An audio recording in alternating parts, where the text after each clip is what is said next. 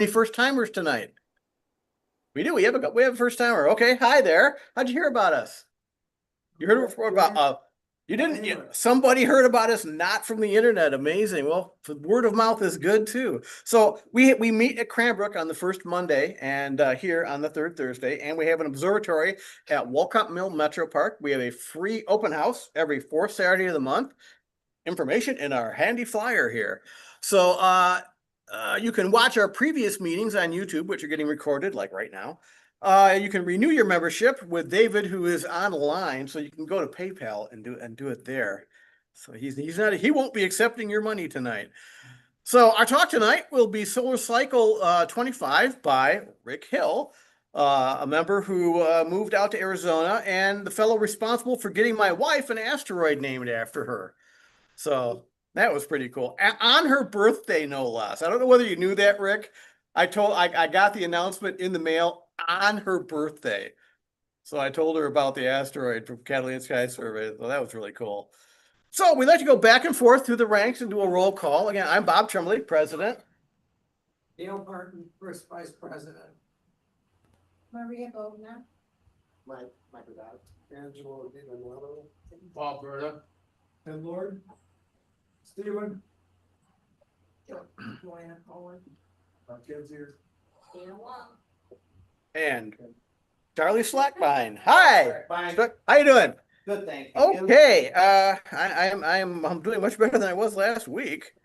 Thought I was gonna get COVID, but I didn't. Yay. So WASP wearables are available from Mark Edger, who's back there. You can check to see what's available in our newsletter.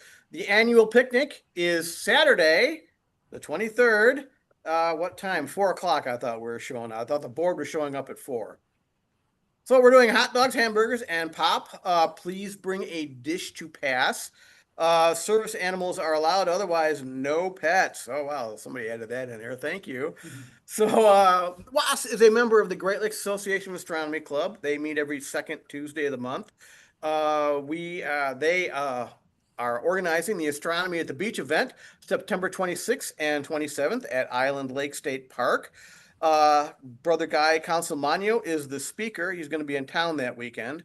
Let's see. So some reports. We need submissions for a calendar. If you've got an astrophoto or some astronomy related photo, send them to publications at warrenastro.org. Officer elections are coming up in November. So if you'd like to have an officer position, several will probably be open this year. I know this one will be because I'm being term limited out.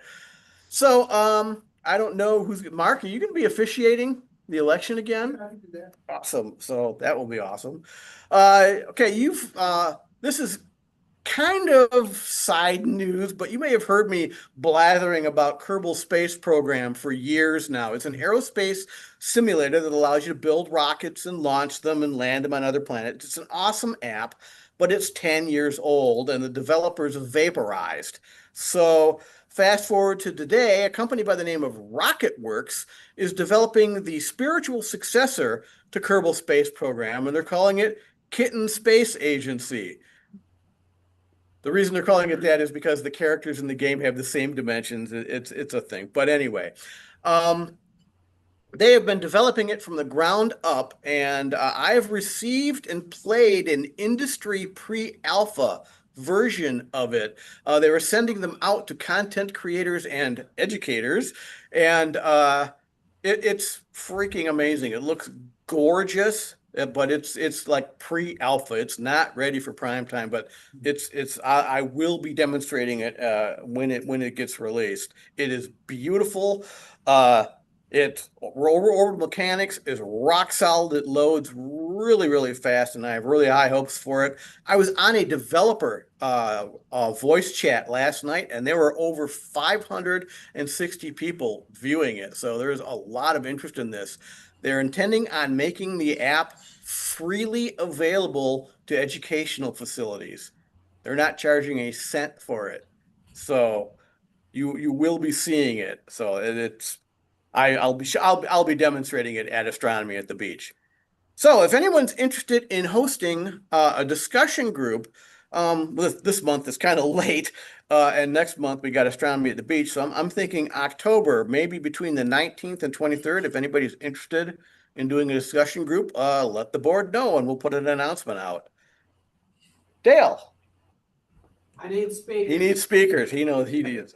Riyadh, is Riyadh online? Riyadh is not there. So Tina tells me that our Perseus event was poorly attended or was poorly visited. It was A lot of people. a lot of people. It was very. Yeah, the Perseus. freaking full moon.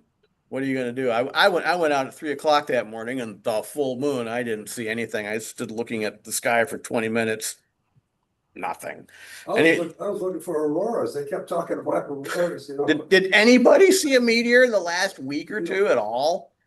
One. Mark saw one. So, One. saw a lot of Canadians. The moon. The moon. Yeah, a lot of yeah. Oh my God. I've seen a lot of pictures of the moon, like red on the horizon. Yikes. So that was that. David, what is going on with Treasury? Anything Hey, interesting? let's see. So we have $22,556 in our checking account. PayPal, we've got about $362. And for those of you that are bringing stuff to the picnic, our cash box has about $190 in it. So if you got a receipt, you can be refunded. Who? We have a swap meet. Yeah, You got cash. Yeah, we're planning on having a swap meet at the picnic. So if you have a device that you would like to sell or something, bring it, and we'll do like we did last year. Set some stuff on the table. You might get your telescope or whatever sold. All right, Charlie. Anything going on? No, No. not much. Okay, that's fine. Well, The- I think we could, Jeff, how are you? Like, We could announce once again that we do have our name tags to make things more official. Nice. And I realize, Name tags. Name tags. name tags, yep. I realize how important they are when I joined the Michigan Mineralogical Society and that I'm looking forward to getting that name badge there. I didn't think it was such a big deal, but when you join something, the name badge is something important. So if you are looking for your name badge, I may have it and you can email me at charlie@secretary@warrenastro.org. And if you don't have one, you can also email me and tell me your name and what you need. We'll get you one. Thank you. All right. Charlie, go. All right, Jeff, anything going on with outreach? I got something to report. My wife and I are doing a moon observing thing August 31st, I think it is, down at my daughter's mobile home park. So I got to get you information on that. Write it up. Yeah. All right, where's the camera? So the big thing is just astronomy at the beach is at this point, I'm just gonna say a month away. We got a pretty good roster of people helping out, so Yay. we can always use more. We're going ham on the tables. I'll talk to you later. Yeah, I haven't responded to you. I'm sorry. Yeah, it's fine. I'll be there both days. I'm actually thinking of getting a hotel room out there. It's not a horrible idea. I hate that Can be a drive. lot. Oh my God. that Hey, drive's Mark, since I got you, I'm hoping to talk to Greg at the picnic, but if he's not there, are you available to drive the Dob out? I know you got a truck.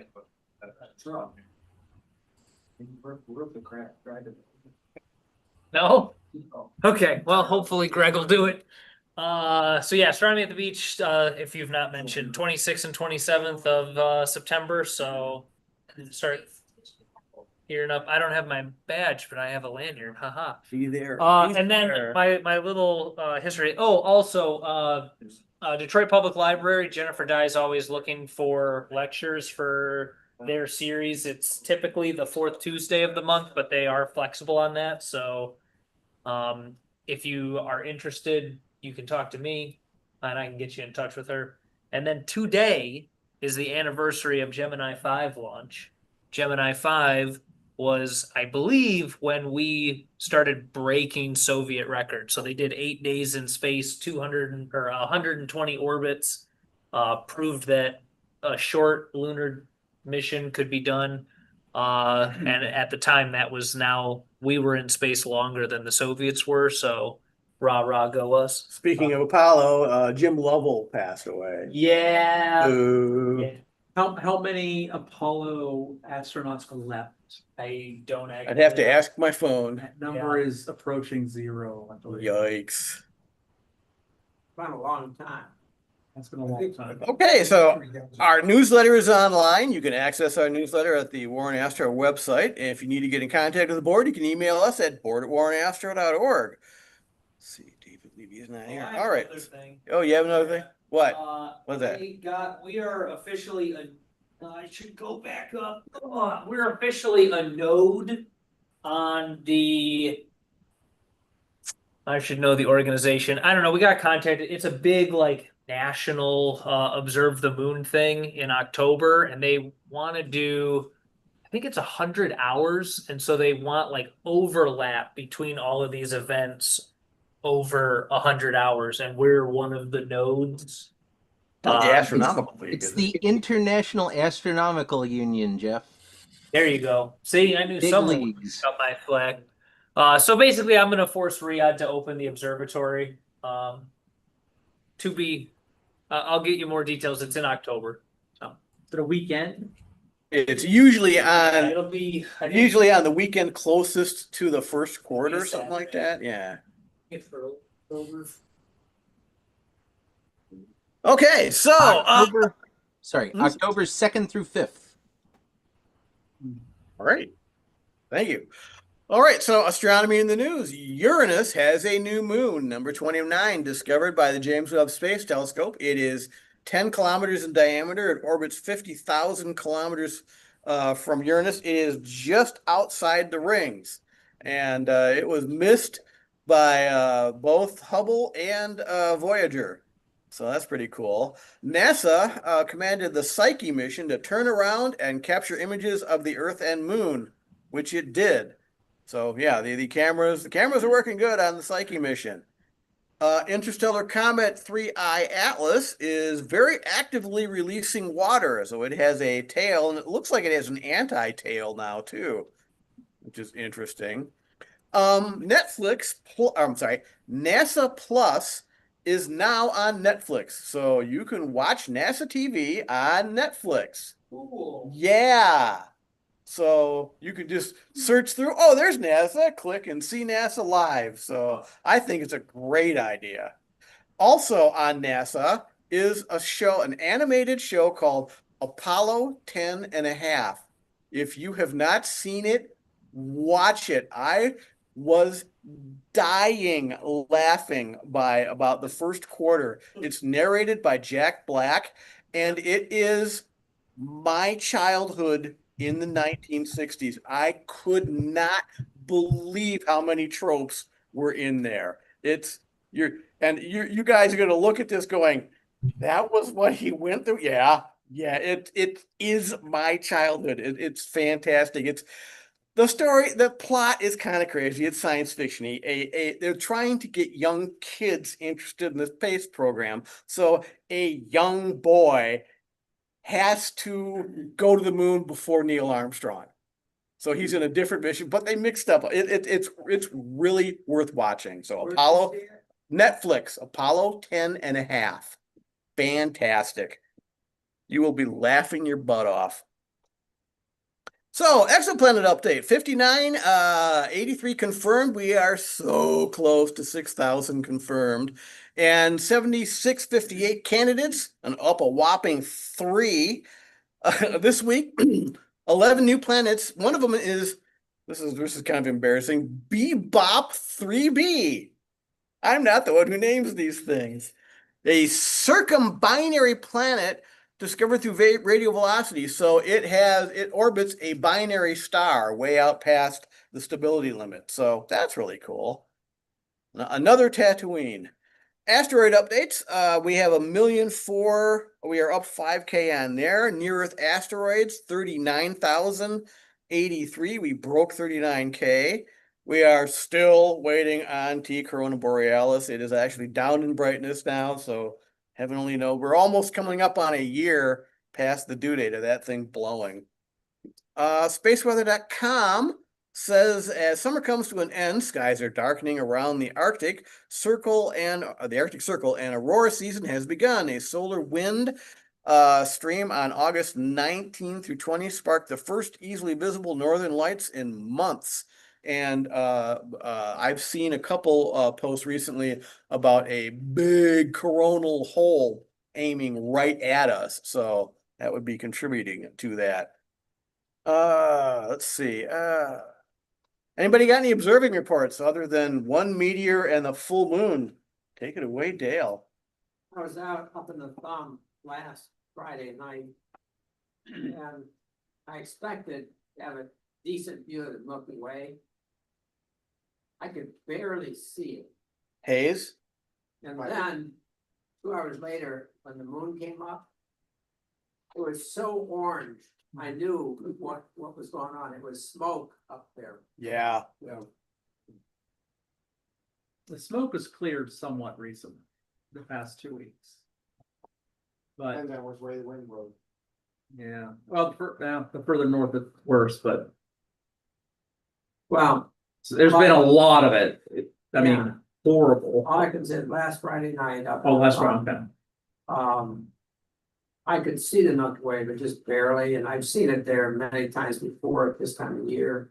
Nothing. I thought, man, I didn't think the light pollution was getting this bad, and then I realized it was smoke. We're Wow. getting this every summer now. Last summer was the same way now. Yeah.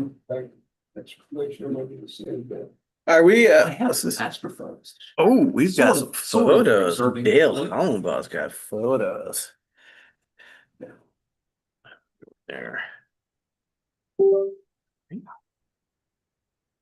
Everything in there? Or in a folder? It's not a folder, it's just in the base folder.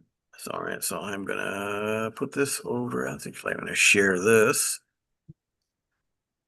Actually. Here's screen one. With our viewing audience. Actually had pretty good luck No, that's not working. in the Why is last that not working? 3 months. Stop share. Even considering the smoke. You know, I'll look at my app that tells me how much smoke and I determine whether it's worth it or not, but we've had a number of clear nights. You have a smoke filter? No, This is not working. HEPA, you add a HEPA on your optical tube and it takes the smoke away. Take the filter off of a cigarette. Right. There we go. All right. So we're seeing your drive. All right. So, Okay, so let's start with, well, you can start with whatever you want there. well, I don't want to open that up in my editor. That's proof. Photos.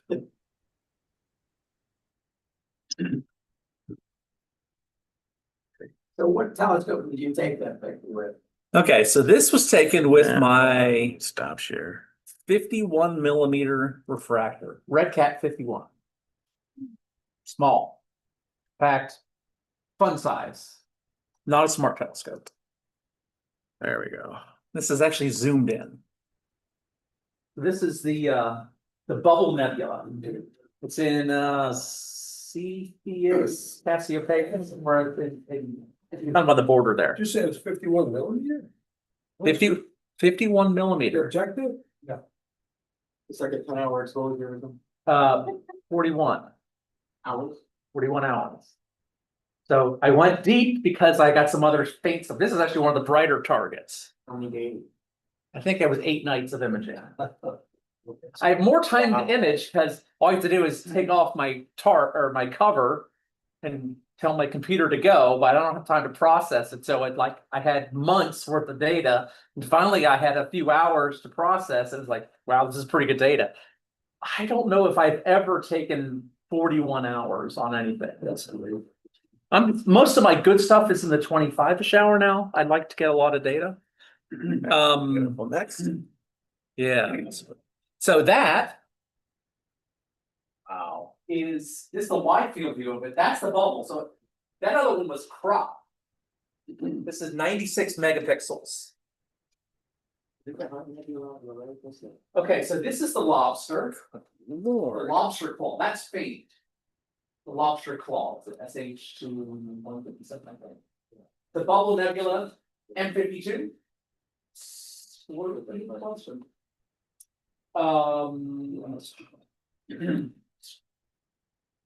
That is called the summer lagoon. Summer lagoon. That's crazy. This was using a dual narrowband filter. L Ultimate, you know what that is? That is gorgeous. Wow. Wow. I don't know what this is. What's the, That might be a planetary nebula. what's the field of? Which this or which? Well, you know, Which? Down here. Down here? Yeah. I wonder if that's a shock wave or something. To the right, I'm sorry. Extreme right. This thing here. That. I'll have to ask a friend of mine who does nothing but planetary nebulas. Oh, what is that? When I did a plate solve on Astrobin, it was not identified, so. It looks like something just blew up. Did It you looked hear? like a supernova remnant. Did you hear the explosion? If I found, I doubt I found something. Oh, look how small that is People- compared to the rest of the, wow. So, even in light polluted skies, if you have a good filter and a lot of time, you can really get good stuff. So here is another blow up. I did that over in June and July. 26 hours worth on the Elephant Nebula. Spent a lot of time. Well, I probably spent 8 hours processing that because I'm still learning. Pretty clean data. I see 1396A, but I have also the wide field view, which contains the entire nebula. This was for 51 millimeters. 51 millimeter. That's what's been on my thing. So I'll let my little smart telescope, I'll use one night and I'll just on Facebook or whatever. I have some of those photos here, but I don't do more than one night and I don't spend time processing. That's sort of a quick, hey, what's tonight's target? And I have like 10 or 8 of those per each one of these because these take so long. So this is the entire IC 1396. I don't know that it has a name, but right there, the elephant's trunk is a lot of times what people talk about. There's a central star. This is, I think, what's illuminating everything. Looks like somebody drilled a hole right through the trunk. I dithered and drizzled. That right there? Yeah. That's the, oh, he has a one nostril in it. Is this a single image? This is a single image. This was So it's not mosaic. It's not mosaic. a what? It's not a mosaic. It's a wide field. It's 250 millimeter focal length. With an APS-C sensor. It's much wider field. My EV scope couldn't take this in. Yeah. What's the field of view? In degree? Yeah, the degree. I'd have to calculate. I don't know. Someone has an online calculator. 250. Yeah.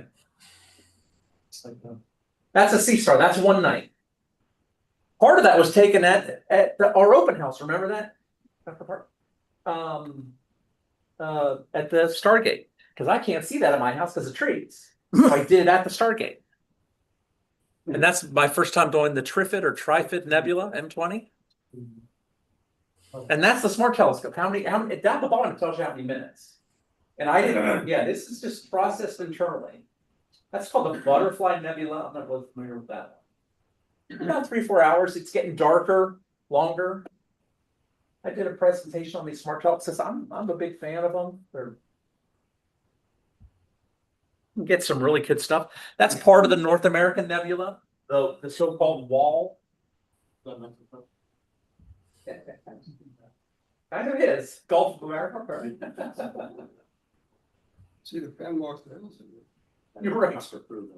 There you go. There's right there, there's the Panama, right there. Panama Canal? I've never heard of it called like that. That's good, isn't it? So that's the elephant trunk with the sea star. It's not as detailed as the other one. But it's fairly faint, so you need a lot of integration time on that. That scope has a 30mm aperture. 30mm, but it's also a very small sensor. Yeah. It's not just the aperture, it's also Yeah. planetary sensor. Crescent Nebula, that's fairly bright. Other people have gotten that. Look at the stars. Yikes. Yeah. I'm telling you, these are all one night, and sometimes even more than one night. Oh, you got the shadow of Triton. One of our last meetings, I think it was 2 months ago, they talked about it and they said they were gonna do it. Mhm. I stayed up till 4 AM and I got Triton, Titan doing a transit of Saturn. The color too. It's nice. Yeah, it is like yellowish, isn't it? Yeah, it's It was orange. very challenging because there was clouds and I was like, I couldn't even focus. And it's like, I can't even see Saturn. And then all of a sudden, there it is, so this year, because the rings are kind of edge on, is the only time when we really can observe shadow transits of Saturn.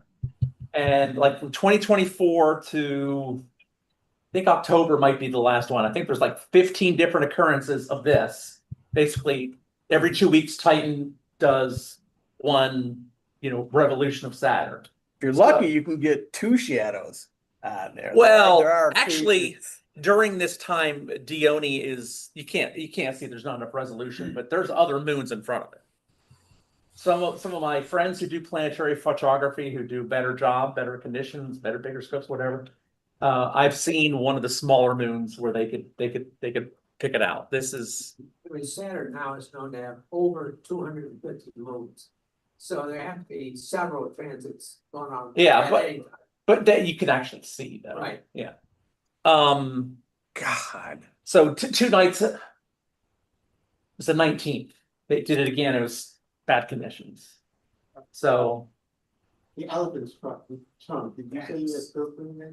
Yes. To get the nebulas, I use a dual band. It's a color camera. Hydrogen alpha and oxygen free. I haven't done anything with sulfur. A lot of people do SHO. Normally that's a monochrome camera. Well, it only lets hydrogen alpha and oxygen free through. So the stars will be very muted. 1%.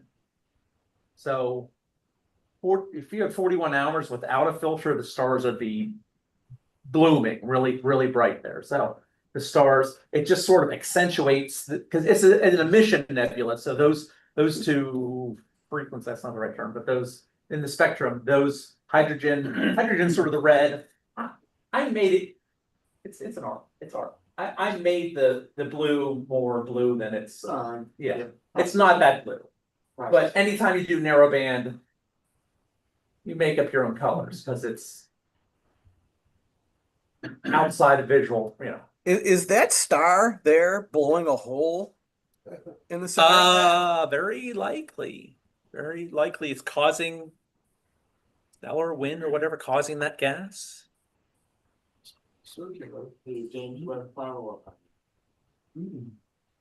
Yeah. One thing nice about having the small telescope is tracking and everything. The bad thing is you don't get really good resolution, but like I said, I had so much data I did drizzling, which gives me 4 times the resolution, so it sort of zooms down in. All right. Thanks, Dale. Oh, you're welcome.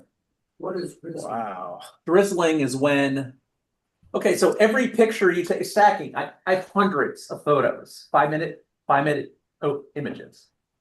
And then for astrophotography to get signal to noise, you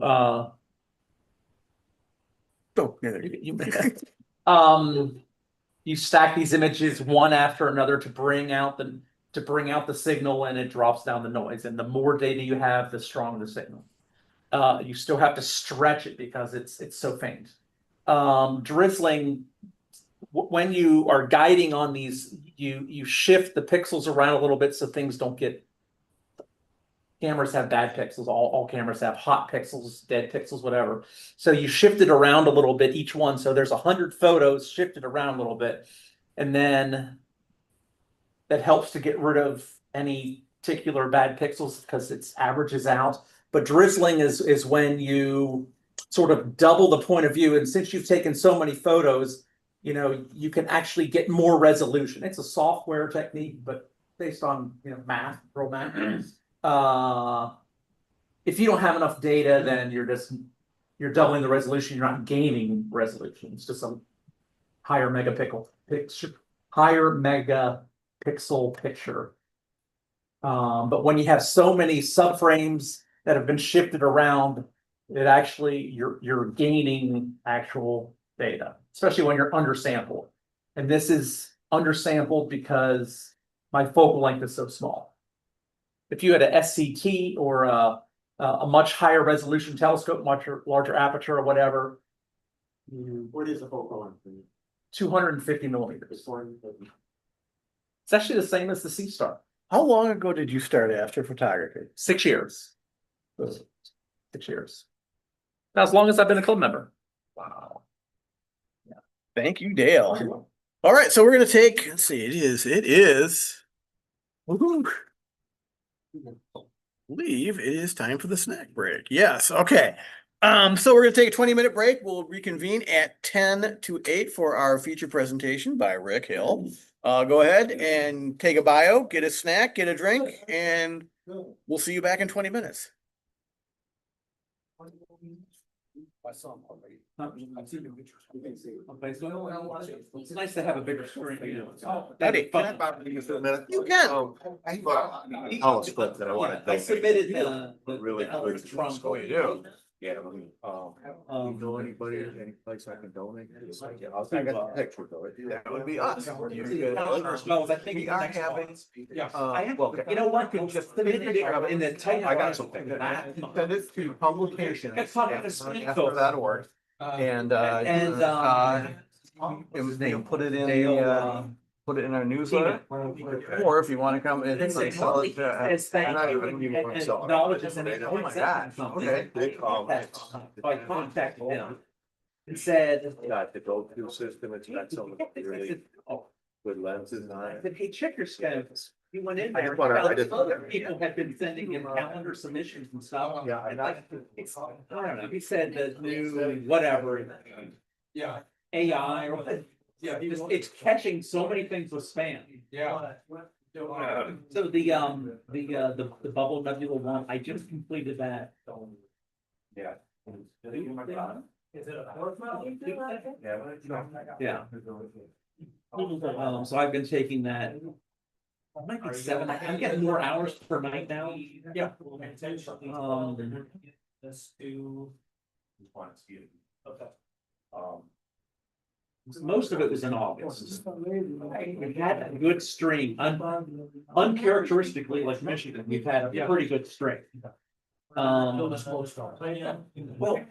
an app called Astroperic, and you can look at a real-time view of what the smoke looks like. You use that? So here, this is smoke. So right now, it's not bad. I mean, if this was, click on this. Most of the smoke is further up. We're not doing too bad here. Yeah. The further north you go, like, the thing. Where's that? Over, it's up going towards Battle Axe. I quite far. Oh, okay. You know, you say that it's being my night vision. I don't know, that time I had. Binocular? Yeah. If you bring some of your filters, I'm curious, if it's up to you, if you want to put something in front of it and see what it wants to be. Didn't you try an H-alpha? I do have like an 8 filter. So my dual band is basically, it's both H-alpha and oxygen 3. It only lets those two. So what you can do is anything in the red spectrum, you could just say it's H alpha, anything in the blue is oxygen. That's how they do that. If you want to talk to, yeah, we'll. And they also sell a sulfur to Yeah, if you. oxygen free filter. And then anything in this band, you just assume the sulfur, and anything in this band is oxygen. H alpha is probably the most correct. You have a sulfur or something? Well, They can be pricey, these sulfur. I don't know. I'm building a pole barn right now, so astrophotography gear looks cheap to me.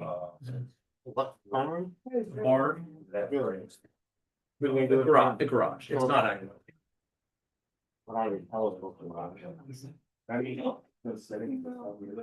Apparently my neighbor said, oh, hey, my neighbor's building a barn. They know I like they know I like astronomy. And I have a dog, sometimes I'll sit in front and we'll see a dog. You got a card? And my wife's cousin, oh yeah, he's my wife's cousin. He's a big time astronomer and he got a good deal on some new NASA optics, and that's what he's building the barn for. He's turning it into a big observatory. That's what they told me. They believe them. So they're expecting me to have it turn into a So. pair of Reuben or something. Oh, yeah, I chopped down 5 trees already, there's a guy, You can do it right a now. friend of mine who hates me for that. Info. You try to hold stuff on the table. Yeah. One is astro.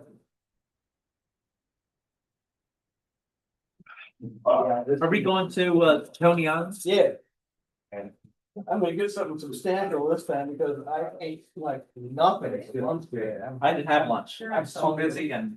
Okay, so. I don't usually eat a whole lot at Coney Island, but I suppose it is. I've been weird. I've been on this 1 meal a day kick. And it's almost not by choice. It's kind of. If you like, I mean, I'm not gonna promise it.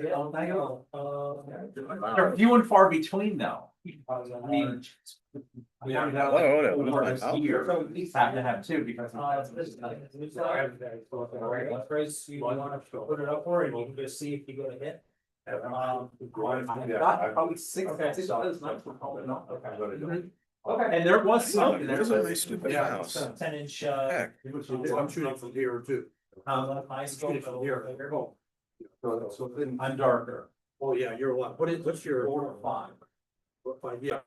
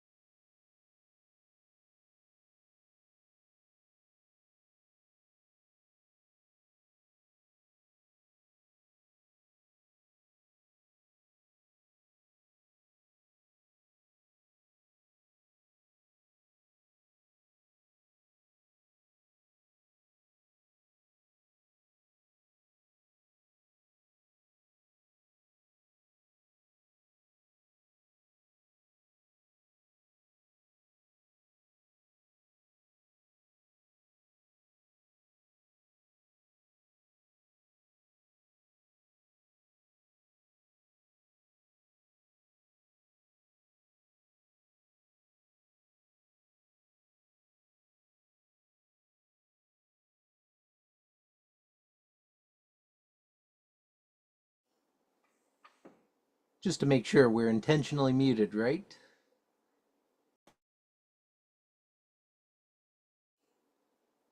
Since there's something going on the screen, I just want to make sure. Yeah, I'm just showing Space Engine.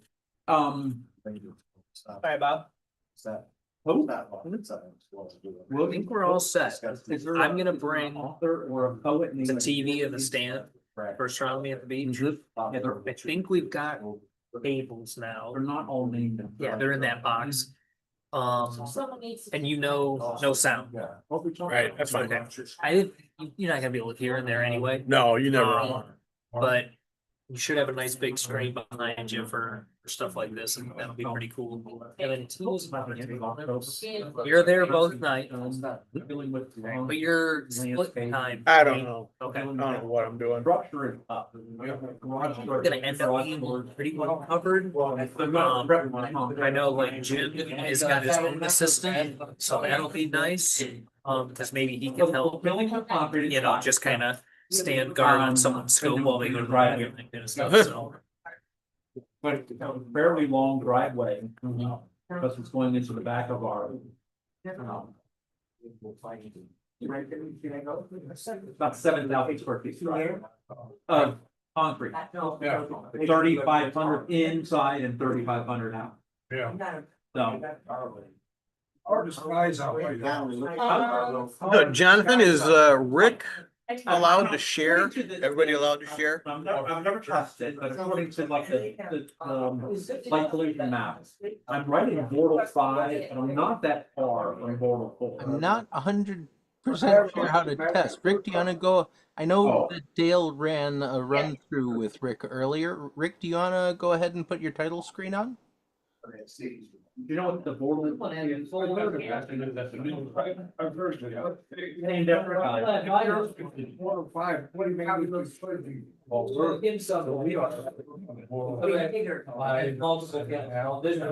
You live in home? Yeah.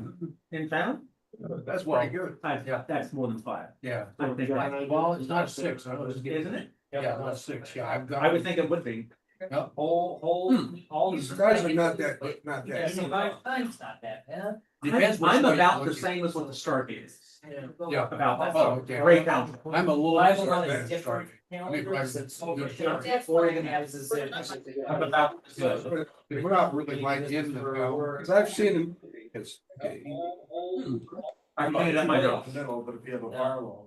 Yeah, I've seen it. At our house when I first moved to the firewall. Yeah, and I was getting worse. All right.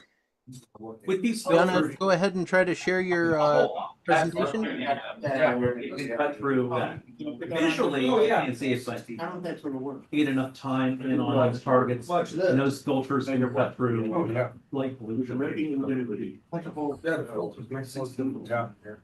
OPT was in California. They used to have star parties out in Los Angeles, their parking lot. They begin images from there, and it's spectacular. That's probably like 7 or 8 or. If I pull it out, A guy, so I leave. Bishop Douglas, have you ever heard of him?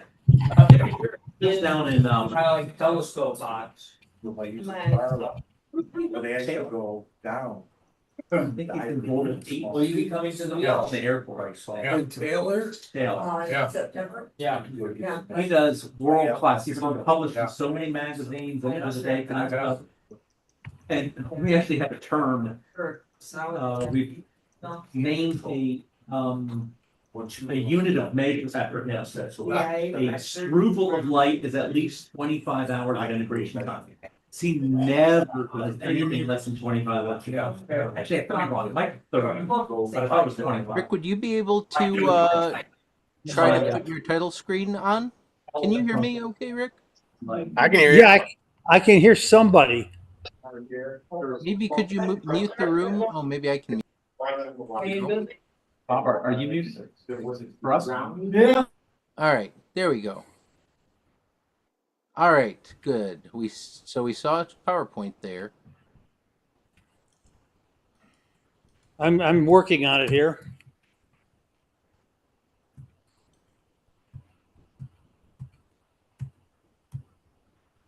I think that's what you want. Share it.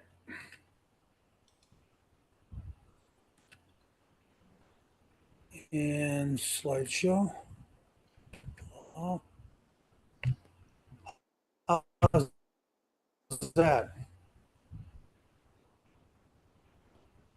All right. Looks Are like you we're seeing the seeing presentation. Yep. slideshow? So, Bob, I would ask just Okay. Bob and me if Rick's connection sometimes goes out a little bit. So if something got cut off, please let him know. Yeah. Otherwise, we can go ahead and invite our first vice president to introduce him.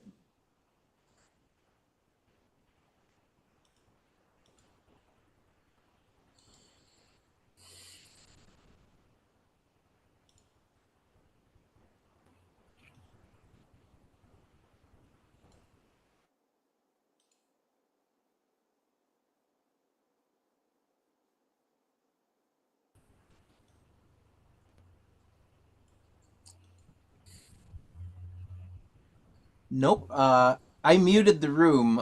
If All right, so here we go.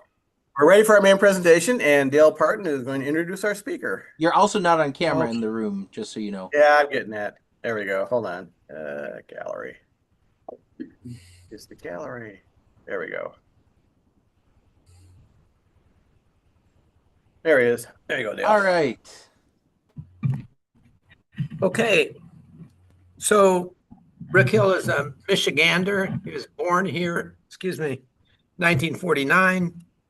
Been doing astronomical observations since he was about 8. And was for a long time heavily involved here with this organization. He was awarded a lifetime membership, which very few people have been awarded. I think about a half a dozen in our history. And I get an email from him, seems like almost daily, with his latest pictures of stuff he's taken in the sky. I think all the board members get that. And if anybody else wants to get it, you can get on his list. And he still contributes an article to the WASP every month called Over the Moon. Rik got involved with ALPO, the Association of Lunar Planetary Observers. In fact, he founded the solar section of that organization. He's also a member of the American Association of Variable Star Observers. And he co-founded the Sunset Astronomical Society up in Midland with his wife, Delores. Does that mean, Rik, that you and Delores were the co-founders? I'll let him tell us that. With another fellow, Bill Albee. Okay. But Rik got tired of looking at the Michigan Nebula and moved to Arizona to get some more frequent clear skies back in 1979. There he worked at Kitt Peak National Observatory for 12 years. He worked at the Lunar and Planetary Lab at the University of Arizona and on the Catalina Sky Survey, discovering thousands of asteroids, 27 comets before retiring in 2015. But he hasn't really retired because he still does astronomy from his home observatory in Arizona. And he's here to tell us about it, specifically Solar Cycle 25 tonight. Pretty impressive for one of our native suns, right?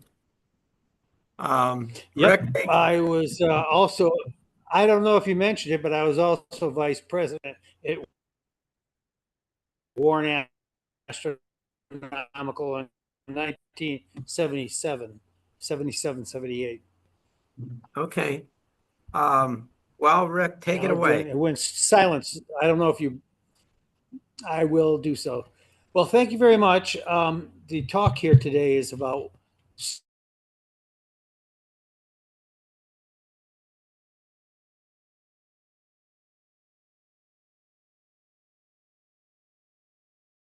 cycle 25, solar cycle 25. I'll explain what that means. Where are we? Let's see here. I am.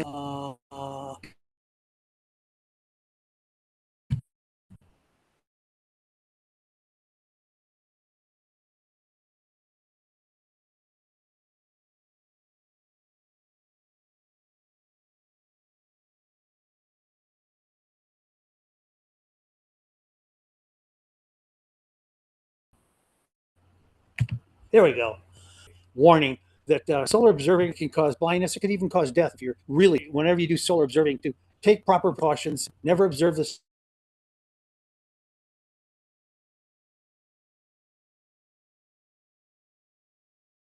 sun in any of the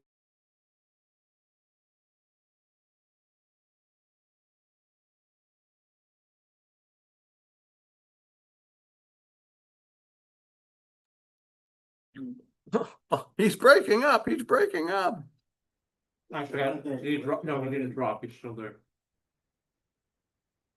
I think the speed may have dropped. Rick, still there? Might just want to tell him what happened, if he can hear us. Yeah, if you can hear us, your presentation dropped off and we're not hearing you Or see. or seeing you. It's very choppy. It's the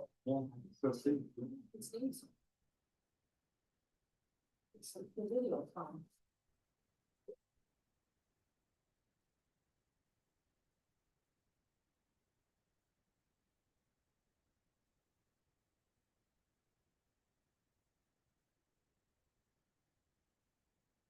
Well,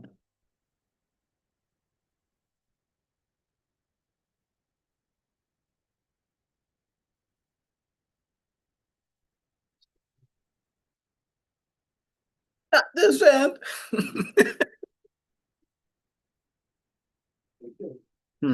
He's asking a question.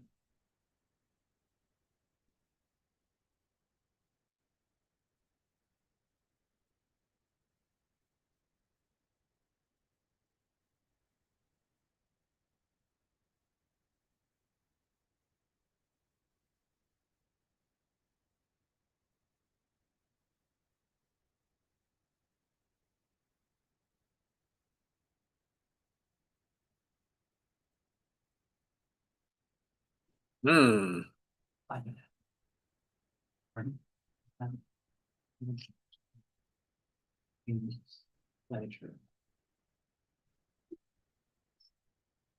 Test it on that. Like a USB. Yeah, takes it on that.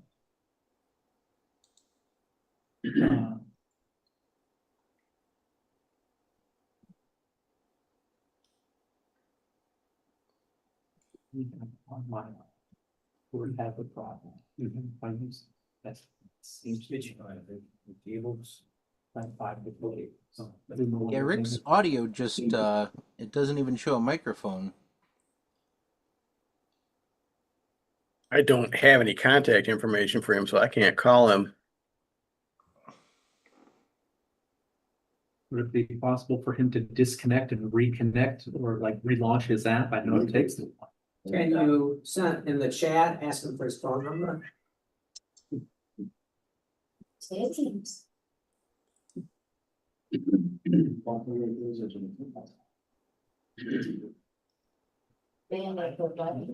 Now that I fucking to my USB. A. That's the. Hmm. Anybody else have a presentation ready? Wow. I just texted Dale. I know Dale is kind of busy, but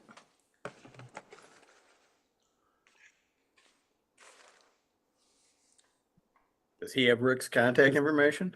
You know, you would have. he ought to. Okay. Yeah.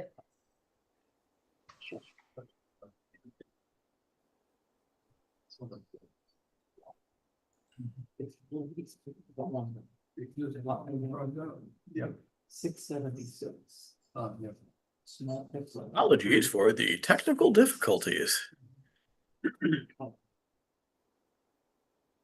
At least it's not Macomb or my PC. Thought that you could be the club, I can bring it. I think I have his old phone number. Let me give him a call. Okay. He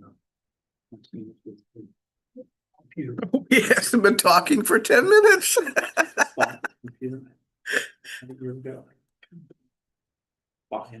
No, but just see if that's what the phone is. When I saw this one. It's a Windows or Apple, it's Windows. We can chat, use Windows. When you use Windows or Apple?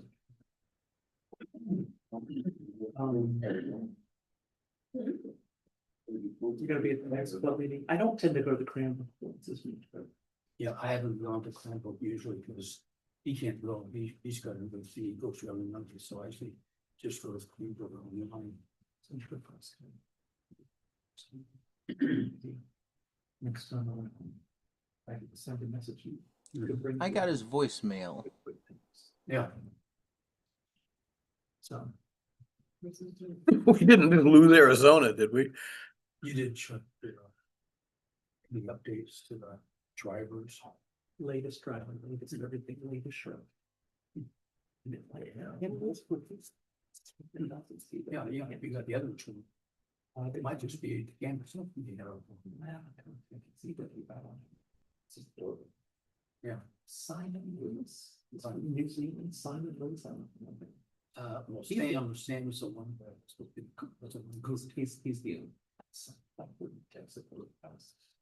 Well, Dale, what do you say? Want to do a different presentation, or you want to do a different presentation, or you want to wait for Rick?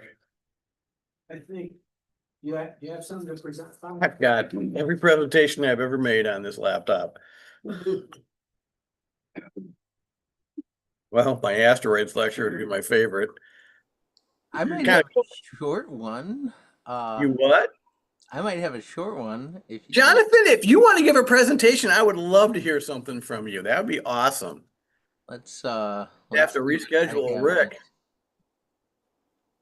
I feel really bad about this. Well, unfortunately, the internet is still very fragile when you get down to it. I'm hearing a kitty somewhere. Yeah, that's my presentation assistant. Let's see. Yeah, my interstellar objects that I have sort of known presentation is out of date now. It is, yes.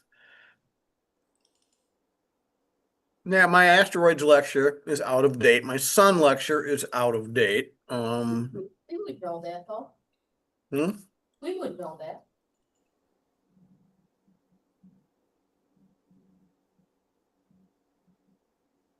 Well, you know, I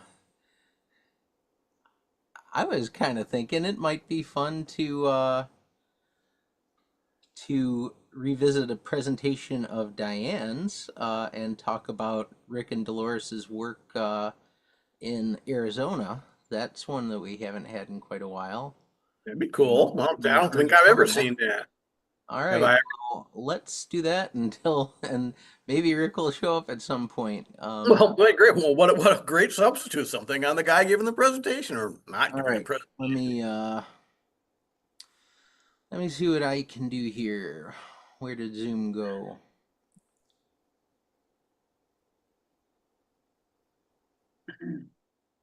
There we go. All right.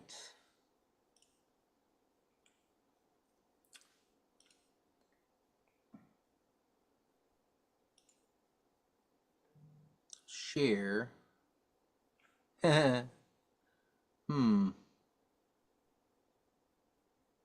What? Jonathan K. I'm trying to trying to figure out what won't be stupid.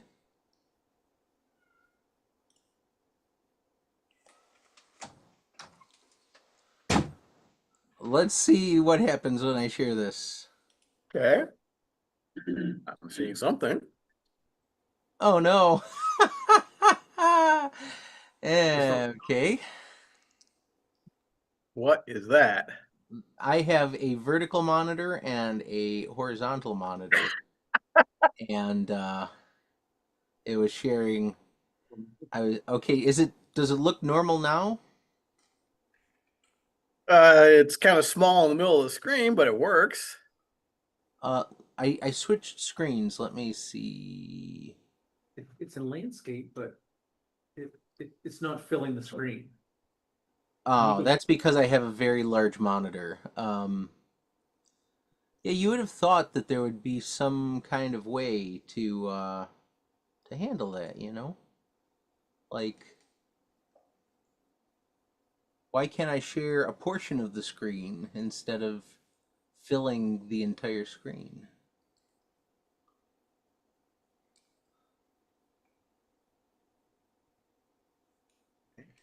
Well, we can see it. So go ahead. Okay. Yeah, somehow I've also lost my Zoom window again. Oh my gosh. Jonathan, if you go full screen on that, does that go full screen for us? It is full screen on this. Oh.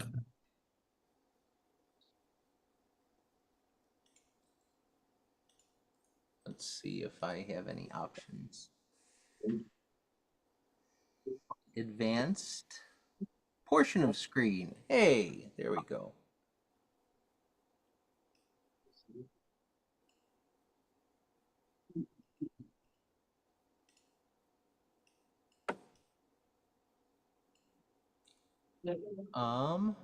Sorry, give me 1 second.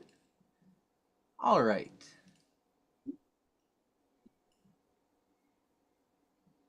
Does that work? Oh, yeah. Is it showing a What is it showing a the other way was better. there we go. Um, that's good. Okay, you see the full screen without Yeah. Okay, good. All right. So back in I want to say, you know what, I just had it open a second ago. I think 2012, maybe 2014. Diane and I went down to visit Rik and Delores. Yeah, April of 2014, and came back with this presentation. So, so these are the hills, Rik and Delores. I believe this was. I think that is that at Stargate, or is that?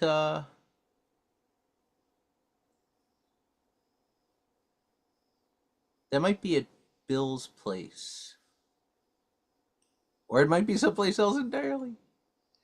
So, Rik and Delores got married soon before they signed up as the first vice president and secretary of the WAS. They were on the board for the 1976 and 1977 years of the club, but they had many contributions yet to come. This was a submission to a WASP back in the. This was the first thing submitted to the WASP by Delores Hill, who was then associated with the Sunset Astronomical Society. I will leave you to read the poem by yourself. And in a timely sort of quirk, Rik also appears to have invented the official Stargate picnic right before joining the board in 1976. So Rik and Delores soon decided to go pro, and in 1980 they moved to Arizona to observe at the Warner and Swayze Observatory on Kitt Peak, run by Case Western Reserve. I'm using Diane's notes here, so some of these are new to me, or reminders to me from 2014. Which members of the Warren Astronomical Society would even dream of giving up the clear and beautiful skies of Michigan to have their own observatory on Kitt Peak? Rik and Delores Hill, that's who. This month, they supply the cover photograph for the WASP, taken at the Warner and Swayze Observatory, and give us a peek at the peak. sorry. So here is the start of the Rik and Delores Hill column in the WASP, entitled A Peek at the Peak, chronicling Rik's and Delores' adventures with Arizona skies and professional astronomers. You can read all of these, in fact, on the back issues of the WASP that are available on the website, so I won't go through all of them. Rik wrote many amusing, informative WASP articles from Arizona. Here is an excerpt from one describing their attempts to observe a lunar eclipse in the fall of '82. And this the note says his vision is only 14 years ahead now. And that was 11 years ago. So we saw the eclipse, photographed it, and measured it. It may not have been the best of conditions, but we did it nonetheless. A good thing, too, for the next one is 47 years in the future, when we will experience such a totality in both terms of length and depth. But if all goes well, there will be an 80-year-old man tottering infirmly on the brink of senility with a patient, steadfast woman 7 years his junior by his side, both observing the eclipse and telling the 30-year-old young upstarts about the great eclipse of '82 in Arizona. Day sleepers at the Catalina Sky Survey. The Catalina Sky Survey was one of the programs run by the Lunar Planetary Laboratory at the University of Arizona. The CSS discovered most of the near-Earth asteroids since 2005, as of the time of this presentation originally. I'm not sure what the numbers are now. And the two near-Earth detection programs run by LPL in 2014 accounted for more than half of all known near-Earth asteroids. If you were a professional astronomer, this could be your daily commute. We were in the Catalina Mountains north of Tucson. The CSS uses 2 telescopes in Arizona and has used another in Australia at the Siding Springs Observatory. You might have to make the commute in one of these vehicles, probably not on a daily basis. In this scene, Rik led us through the gate to Catalina Station. The 2 University of Arizona telescopes on Mount Bigelow are a 61-inch and a 21-inch. At the base of the dome of the 61-inch telescope is a monument to Dr. Gerard Kuiper and his wife, Sarah. Kuiper founded the LPL at the University of Arizona in 1960 and attracted key scientific talent to Tucson. He actually spent most of his stateside career in Chicago, but he did like the Arizona weather. He can arguably be called the father of modern planetary science. I don't recall what exactly that monument is. I think it's the base of a telescope that was replaced. Here is Diane. In case you haven't noticed, Diane loves walking through doors like this. Positively no admittance, U.S. government property. Here are some shots inside the Kuiper telescope dome before the work night began. The image on the right is a close-up of the little cooling gizmo beneath the telescope on the left. And, of course, the tall Cassegrain frame on the left. Sorry, the image on the right is a close-up of the cooling system. Here is a shot of the Kuiper telescope office, which is where all the magic happens. Everything was done by telemetry. The more humble 28-inch instrument is what the Catalina Sky Survey uses and what Rik ran. It has the smaller dome, but since it's on a hill, it's closer to the sky. While I'm sure even those of us who know better think of professional observing and imagine a chilly dome open to a pristine sky, the reality of Rik's job involves a room that looks more like a late 90s computer geek den. There is a secret red-lit tunnel that leads to the hangout/flop house for the astronomers.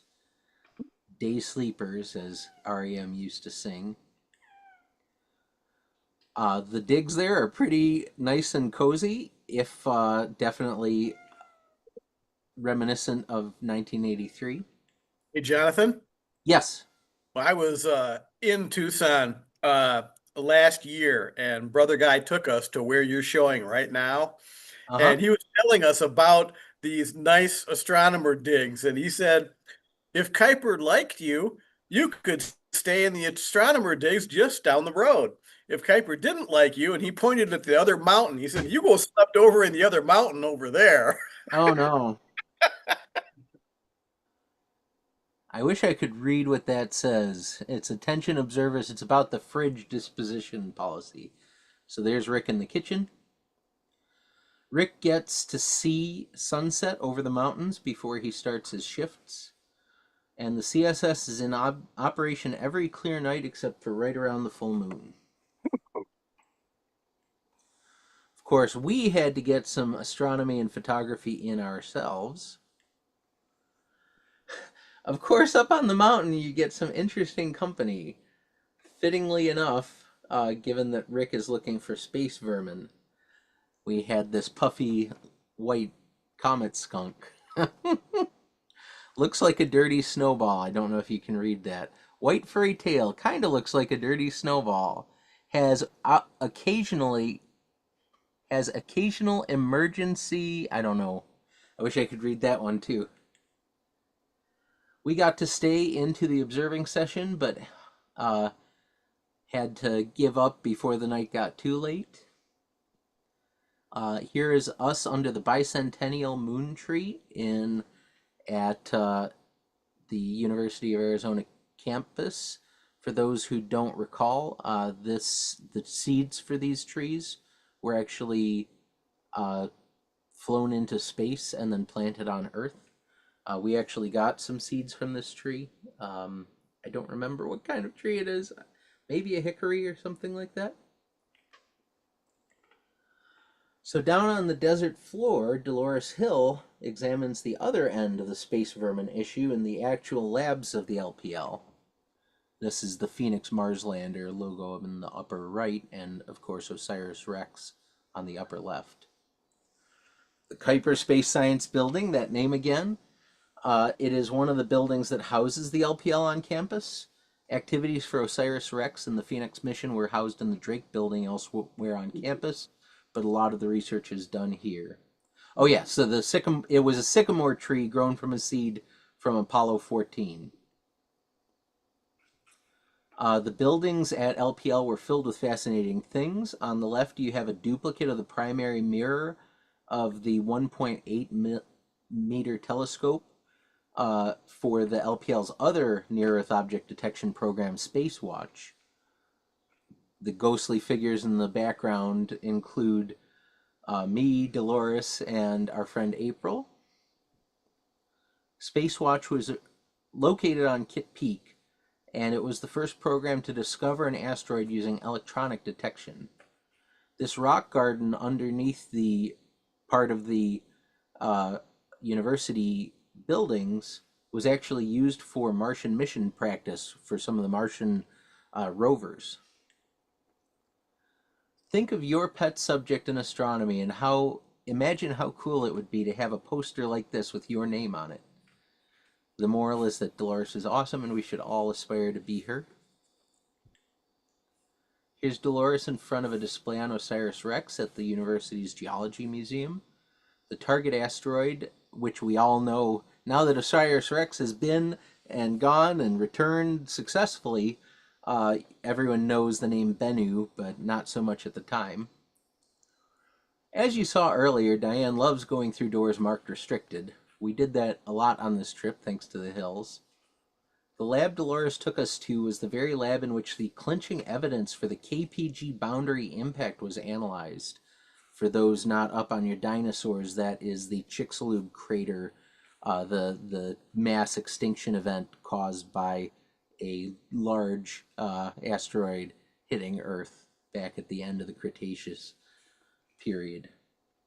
So it's kind of a high holy place for planetary science in Diane's eyes. The lab has been since renovated, so this was essentially the last look at the lab as it was when the impact hypothesis was confirmed.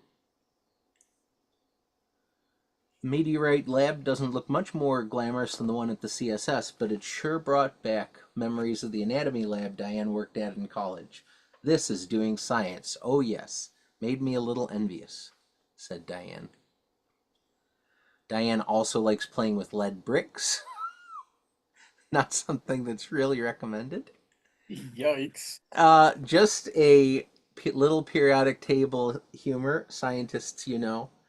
Gel. Element 1, lint. Element 2, scum. Element 3, denim. Element 4, tofu. And you can see the groups are 1A, 2B, not 2B, 3D, 4F, and R2D2. Here we are getting the breakdown of OSIRIS-REx at a Blackboard presentation. On the left, Delores shows a sample to Diane in April. On the right is one of the machines used to analyze the samples. Here's a sample with material cut away in destructive testing. Remember when we actually had physical cameras? That was pretty crazy. There's the countdown clocks. Imagine how distant September 2016 seemed back then. Not even further was the OSIRIS-REx actually getting to the target, and now it's 2 years in the past since it returned or something, maybe more. Yeah, so OSIRIS-REx got to Bennu in 2018, so it probably got back around 2021. Wow. Okay, the sample won't get back to Earth for another 5 years, so it got back in 2023. Delores also took us to a lab upstairs, which included some samples from the Hayabusa mission, if you remember that Japanese mission that pulled success from the teeth of defeat. For those who don't know, Hayabusa suffered a critical system failure, almost like Apollo 13 with its main engine, as it was sort of arriving, as it was hitting Venus for a gravitational slingshot, and blew right past at full speed, and left them unable to use the main engine for the rest of the mission. And they were able to, over the next 5 years, they extended the life of the craft by about 5 years. They were able to use just the positioning thrusters to actually still rendezvous with the comet they were after, flew it through the comet's dust, and managed to get it back on Earth without ever using the main engine.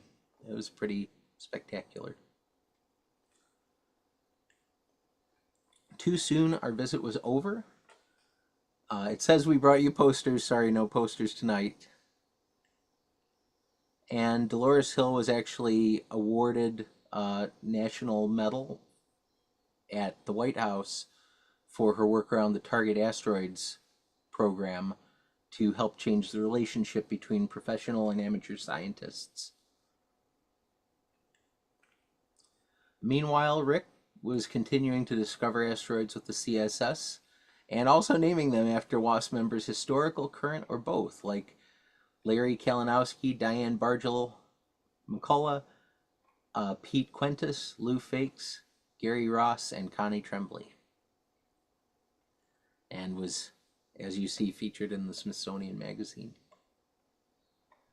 And here is one last shot from the University of Arizona environs. This was some public art in Tucson to celebrate how much amazing science goes on there. So I apologize, that's the end of the presentation. This was a pretty short one, but hopefully it taught you a little bit of something about the hills. And I was kind of hoping Rik would be back by now, but since he isn't, we may just have to call it. So Jonathan, Delores became a member of the OSIRIS-REx team. She ran the ambassador program And She was a member of the team at this time. Yeah. And during the first one of the workshops I went to out at the Vatican Observatory Foundation, we went to OSIRIS-REx headquarters, and Delores took us on a tour, showed us everything, and they had some like the best meteorite collection I have ever seen in my entire life. I didn't want to leave, and she was going That was through the pretty sampling amazing. mechanism. It was amazing.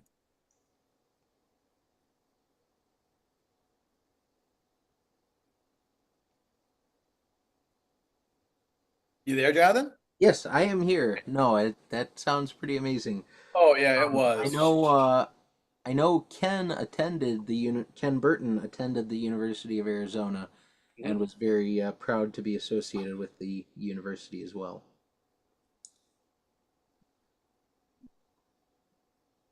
Well, thanks to Jonathan. Thank you, Jonathan, for a stand-in presentation. You're very Appreciate welcome. it.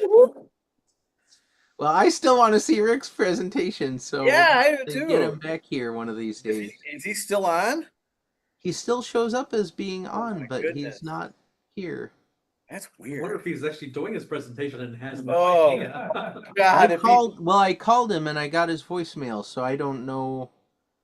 I don't know exactly what's going on, but we'll have to get in touch. Well, who's presenting it when you pick up the phone? Right. Well, if anyone has any questions, I will try to the best of my ability to answer them, based on a trip I took 11 years ago.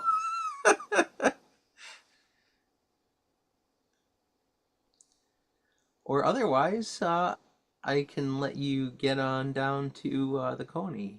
I think we're going to do that. All righty. All right. Thank you, Jonathan. All right. So You're very welcome. Stop the share here. Let's get I back think I can do that. Yeah. notes. My notes. All right. All right. There you go. All right. So our next star party and banquet is our picnic is this Saturday. Our next meeting at Cranbrook is September 8th, not September 1, because that's Labor Day. Our next board meeting for you board members is next week, Monday, August 25th. So a couple days after the picnic. And afterwards, after this meeting, we're going to the National Coney Island at Van Dyke, north of 12 Mile, for gastronomy after astronomy. So join us there. And with that, good night, everyone. Good Safe night. travels.